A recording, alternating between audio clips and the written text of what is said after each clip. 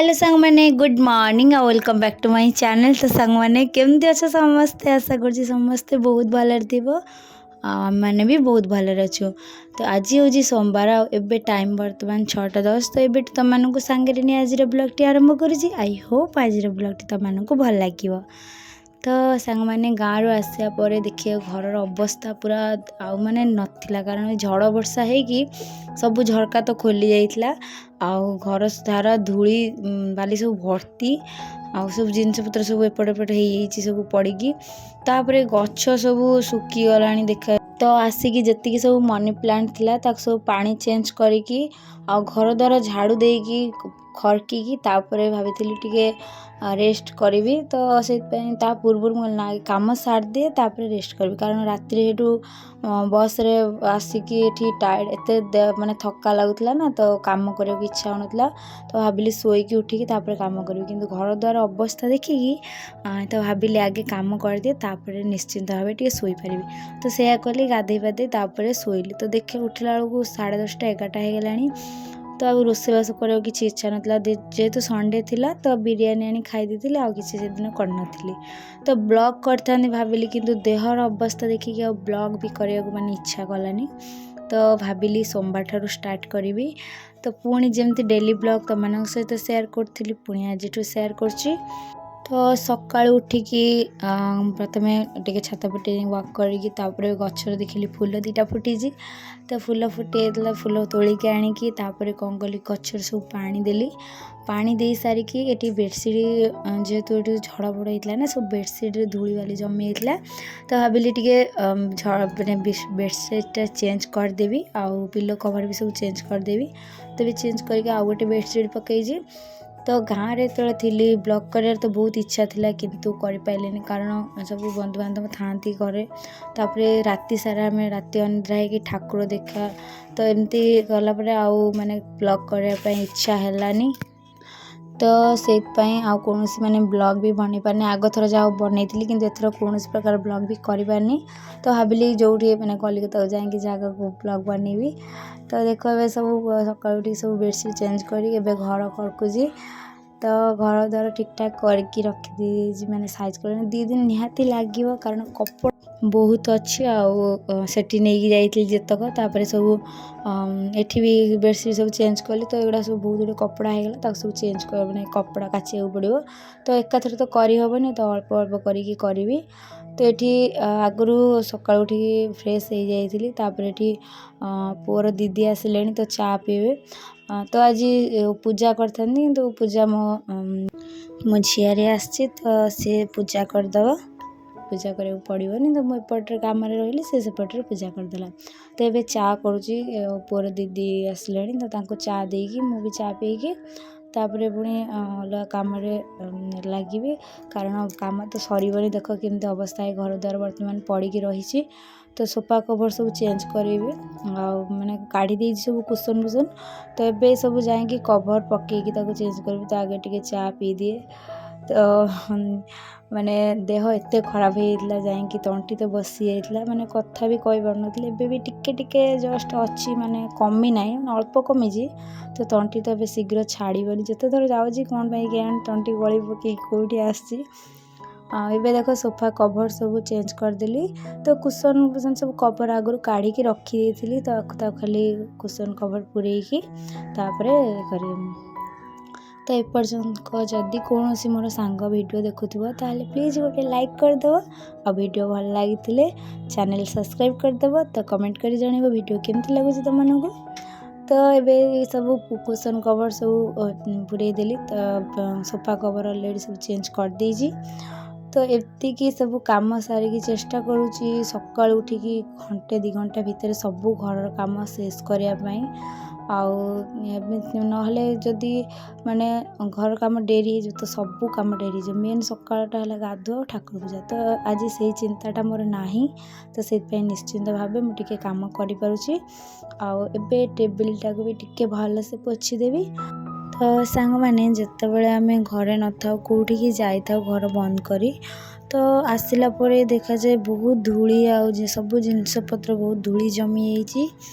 तो से सब घर जावा आगु ମୁଁ ଟିକେ ମାନେ ଯେମିତି ଧୂଳି ନ ପଡ଼େ ସେଇ ସବୁ ଯେମିତି କମ୍ ମାନେ ଜିନିଷ ଧୂଳି ହୁଏ ତ ସେଇ ହିସାବରେ ମୁଁ ଆଗରୁ ବ୍ୟବସ୍ଥା କରିଯାଏ। ବଟ୍ ଯେତେବେଳେ ହଠାତ୍ ଗାଁକୁ ଯିବା ହେଲା ମାନେ ଯିବାର ନଥିଲା ତ ହଠାତ୍ ହେଲା ମାନେ ସକାଳୁ ଯାଇଛି ଦ୍ୱିପହର ଟାଇମ୍ରେ ଯିବାର ପ୍ରୋଗ୍ରାମ୍ ହେଲା ତ କୌଣସି ପ୍ୟାକିଂ ନାହିଁ, ଯାହା ହାତରେ ପାଇଲି ଗୋଟେ ଦୁଇଟା ପୂରେଇକି କପଡ଼ା ଚାଲିଲି। ଆଉ ସେଇଥିପାଇଁ ଆଗରୁ କିଛି ବ୍ୟବସ୍ଥା କରିପାରିଲିନି ତ ସେଥିପାଇଁ ସବୁ ଜିନିଷପତ୍ର ଧୂଳି ବି ହେଇଯାଇଛି। ତ ମୋତେ ଏଇକ୍ଷିଣା 2-3 ଦିନ ଲାଗିବ ତାକୁ ସବୁ କ୍ଲିନ୍ କରିବାକୁ। ତ ଆସ୍ତେ ଆସ୍ତେ କରୁଛି। ଆଉ ସେଥିପାଇଁ ଦେଖ ଏଠି ସବୁ କଭର୍ ଚେଞ୍ଜ କରିକି ଟେବିଲ୍ କଭର୍ଟା ବି ଚେଞ୍ଜ କରିଦେଲି। ଆଉ ମାନେ ଟେବିଲ୍ଟାକୁ ଟିକେ ପୋଛିଦେଲି ମାନେ ଟିପଟ୍ଟାକୁ। ତ ଏଠି ଟିଭି ଭାବିଲି ପରେ କରିଥାନ୍ତି, କିନ୍ତୁ ନା ଯେତେବେଳେ ଖରକୁଥିଲି ଦେଖିଲି ନା ଏଇକ୍ଷିଣା ମାନେ ହାତରେ ଟାଇମ୍ ବି ଅଛି ତ ସେଇଥିପାଇଁ ଭାବିଲି ଆଗେ ଟିଭିଟା ବି କ୍ଲିନ୍ କରିଦିଏ। ଆଉ ଏଗୁଡ଼ା ସବୁ ବକ୍ସ ଟିକେ ଧୂଳି ହେଇଯାଇଛି ତ ତାକୁ ବି ଟିକେ କ୍ଲିନ୍ କରିଦିଏ। ଗଛ ଗୁଡ଼ା ତ ସବୁ ଶୁଖି ଯାଇଥିଲା ତ ଆସିକି ପାଣି ଦେଲି। ତ ଯାହା ହଉ ଏବେ ସବୁ ଠିକ୍ ଠାକ୍ ଅଛି। ଆଉ ତାପରେ ଏଠି ଆସି ପାଣି ଭରି ବୋତଲ ସବୁ ଖାଲି ହେଇଗଲାଣି। ତ ଗରମ ଦିନ ପଡ଼ିଛି ନା, ବହୁତ ପାଣି ମାନେ ଏଇକ୍ଷିଣା ପିଇବା ଦରକାର। ତ ପାଣି ବହୁତ ଖର୍ଚ୍ଚ ହେଉଛି, ସେଇଥିପାଇଁ ବୋତଲ ବାର ଭରିକି ରଖିବାକୁ ପଡ଼ୁଛି। ତ ଫ୍ରିଜ୍ରେ ତ ବୋତଲ ରହିବ ହିଁ ରହିବ, କାରଣ ଏତେ ଗରମ ପଡ଼ିଛି ନା। ତ ଗରମ ଦିନ ଆସିବ ମାନେ ମୋତେ ଯେତେ ଥଣ୍ଡା ଜ୍ୱର ଯାହା ହେଇଥାଉ ମୁଁ ଫ୍ରିଜ୍ ପାଣି ନ ପିଇଲେ ମୁଁ ଜମା ମାନେ ମୋର ଚଳିବନି। ତ ଦେହ ଖରାପ ହେଉ ସେଟା ମାନେ ଫରକ ପଡ଼େନି, କିନ୍ତୁ ପାଣି ନ ପିଇଲେ ମୁଁ ମାନେ ଗରମ ପାଣି ମୋତେ ଜମା ଶାନ୍ତି ଲାଗେନି ପିଇବାକୁ। ତ ମୋ ଥଣ୍ଡା ପାଣି ପାଇଁ ମୁଁ ପାଣି ଦିନକୁ 5 ଲିଟରରୁ ବେଶୀ ପାଣି ପିଇଯାଏ। ତ ସେଇଥିପାଇଁ ଆଉ ଏବେ ସବୁ ଏଇ ବୋତଲ ସବୁ ଭରିଦେଲି। ତ ଏବେ ସବୁ ରଖିଦେବି, ଯେଉଁଠି ତା ଜାଗାରେ ଥିବ ରଖିଦେବି। ତାପରେ ଯେଉଁ ଏକ୍ସଟ୍ରା 2-3ଟା ବୋତଲ ଫ୍ରିଜ୍ରେ ରଖିଦେବି। ତ ରଖି ସାରିଲା ପରେ ରୋଷେଇବାସ ତ ଅଛି। ଆଉ ପରିବା ସବୁ କାଲି ଆସିଥିଲା ସନ୍ଧ୍ୟାବେଳେ, ଆଉ ତାକୁ ସବୁ ଆଉ ଢାଳି ନାହିଁ ରହିଛି। ତ କହିଲି ନା ମାନେ ରାତି ଅନିଦ୍ରା, ଇଆଡ଼େ ଶୋଇବା ଠିକ୍ ନାହିଁ, ମାନେ ଦେହ ହାତ ଏତେ ମାନେ ଟାୟାର୍ଡ଼ ହେଇଯାଇଛି। ତ ହଠାତ୍ କରି କାମ କରିବାକୁ ଇଚ୍ଛା ବି ନଥିଲା, କିନ୍ତୁ ଏବେ ଟିକେ ଟିକେ କାମ ଆରମ୍ଭ କରୁଛି। ତ ଏଠି ଦେଖ ଅଦା ରସୁଣ ପିଆଜ ସବୁ ସରିଯାଇଥିଲା ତ ଆସିଛି, ତାକୁ ଏବେ ସବୁ ସଜାଡ଼ିକି ରଖିଦେବି। ଆଉ ଗାଁରୁ ମୁଁ ଆଣିଥିଲି ପଣସ ଆଉ କୁମାଳୁ, ତ ଏସବୁ ମୋ ଶାଶୁଘରେ ହୁଏ ତ ସେଇଠୁ ଆଣିଥିଲି। ତ ଏବେ ପୋଟଳ ଆଳୁ ଭଜା ଆଉ ଭାତ ଆଗେ କରିଦେଇଛି। ଆଉ ଏବେ ପଣସ ଆଳୁ ତରକାରୀ କରିବି, ତ କଷା ଟାଇପ୍ର କରିବି। ଆଉ ଏଠି ସିଝେଇନି, ଡାଇରେକ୍ଟ ଏକାଥରେ କରିଦେଇଛି। ତ ତାପରେ ଏଇଟା କରିସାରିଲା ପରେ ବହୁତ ଗୁଡ଼ିଏ କପଡ଼ା ସବୁ ଭେଦେଇଛି, ତାକୁ କାଚିବାର ଅଛି। ତ ଯାହା ହଉ ଏବେ ରୋଷେଇବାସଟା ଆଗେ ସାରିଦିଏ, ତାପରେ କପଡ଼ା କାଚିକି ଛାତ ବୁନେଇବି ଶୁଖେଇବା ପାଇଁ। ତ ଏଠି ପଣସ ଆଳୁକୁ ଭାଜିକି ରଖିଦେଲି, ଆଜି ଆଉ ବଏଲ୍ କରିନି। ତ ଡାଇରେକ୍ଟ କଷା ଟାଇପ୍ର କରିବି। ତେବେ ମସଲା କଷିକି ଦେଇଦେବି ପଣସ ଆଳୁ। ତ ତାକୁ କଷି ସାରିକି ତାପରେ ପାଣି ଦେବି। ତ ଯେମିତି କହିଲି ମୁଁ କଷା ରଖିବି, ଝୋଳ ରଖିବିନି। ତ କାଲି ମଟନ୍ ହେଇଥିଲା, ଆଉ ସେଇ ମଟନ୍ ତରକାରୀ ରହିଛି। ତ ସେ ତାଙ୍କର 3 ଜଣ ଖାଇଦେବେ।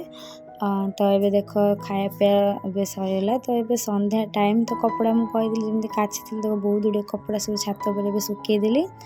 ଟିକେ ଛାତ ଉପରେ ଏପଟ ସେପଟ ହେଇକି ତାପରେ ସନ୍ଧ୍ୟା ଦେବା ଟେନସନ୍ ବି ନାହିଁ, ସନ୍ଧ୍ୟା ସେ ଦେଇଦେଲା ମୋ ଝିଆରୀ। ତାପରେ ଏବେ ମୁଁ ଆସିଛି କିଚେନ୍କୁ, ଭାତ ବସାଉଛି।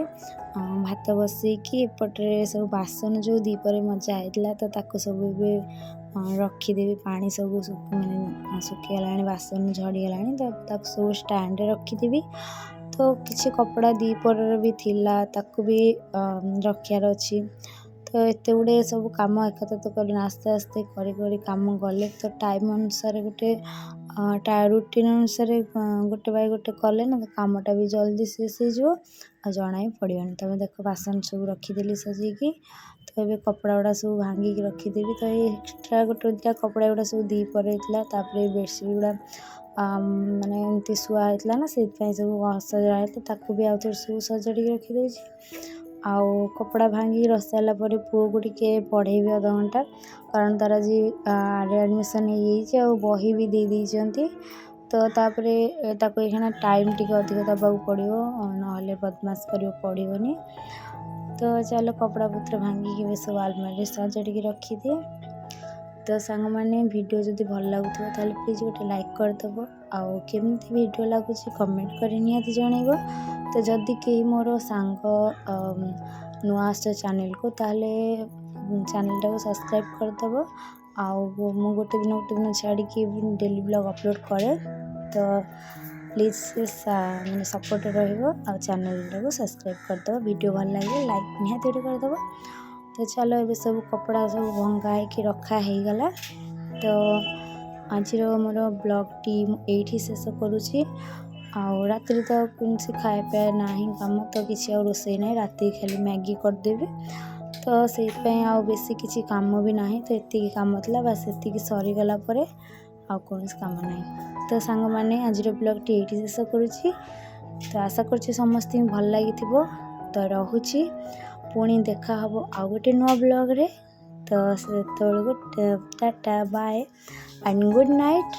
वीडियो भल लगी लाइक गोटे निहाती करदेव।